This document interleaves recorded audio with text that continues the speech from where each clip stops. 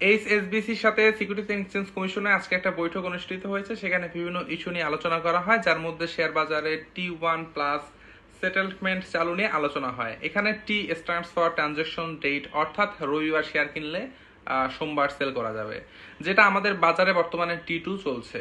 যদি T1 হয়, লেনদেনের পরিমাণ বাড়বে, তবে একই সাথে এখন যারা নিটিং করে এদের সংখ্যাও বাড়বে।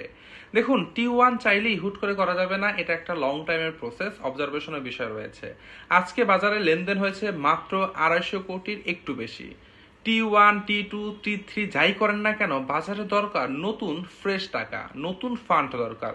কিভাবে বাজারে ফান্ড আসবে সেই দিকে নজর দিতে হবে। সাইডলাইনের বিনিয়োগকে কিভাবে বাজারে আনা যায় সেই দিকে আমাদের খেয়াল রাখতে হবে, সেই দিকে কাজ করতে হবে। সরকারের উচিত আইসিবির বাইরে গিয়ে নতুন কোনো আর্থিক কোম্পানির মাধ্যমে বিনিয়োগ করা, বাজারে সাপোর্ট দেওয়া। মধ্য কথা, রোগী যদি না বাঁচে, সংস্কারের 2 পয়সার দাম থাকবে না।